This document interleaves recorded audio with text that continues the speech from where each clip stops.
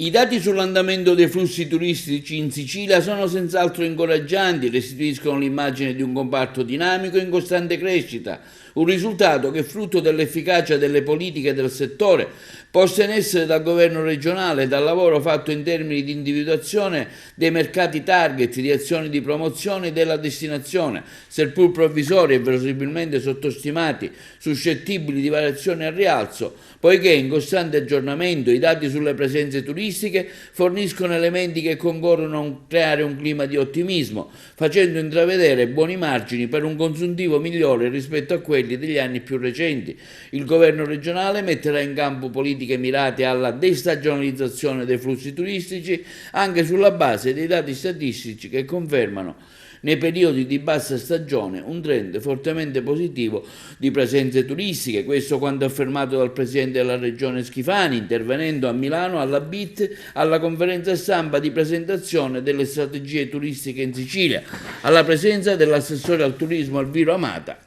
L'assessore Amata ha completato la giornata facendo una carrellata degli itinerari turistico-culturali in Sicilia, con presentazioni a cura dei beni UNESCO di Palermo, Arabo Normanna, Cattedrale di Cefalù, il Parco archeologico della Valle dei Templi, Siracusa, la necropoli di Pantalica, la città tardobarocca della Val di Noto, le Isole Eolie, il Parco dell'Etna. Allo stand presenti anche le aree marine protette, gli aeroporti e le DMO West of Sicily, tra cui quella di Agrigento, Valle dei Templi.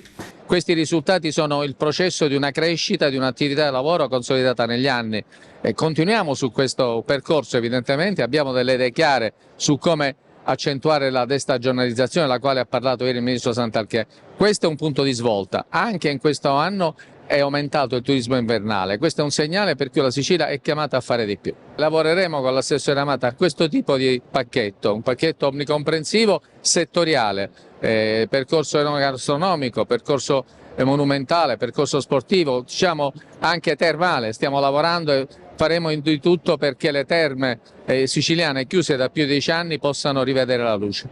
Il turista oggi preferisce un turismo lento, sostenibile, esperienziale e queste sono le azioni che abbiamo messo in campo e ce lo attesta anche il dato finale. Noi abbiamo chiuso un 2023 con 16.462.000 presenze. Di queste moltissimi sono stranieri, rispetto al 22 abbiamo un dato del più 28,4% di presenze straniere. Peraltro voglio sottolineare, perché questo è un obiettivo del mio assessorato, che c'è la destagionalizzazione, che le presenze degli stranieri non sono concentrate come era una volta nel periodo di alta stagione, ma soprattutto in quello di bassa stagione.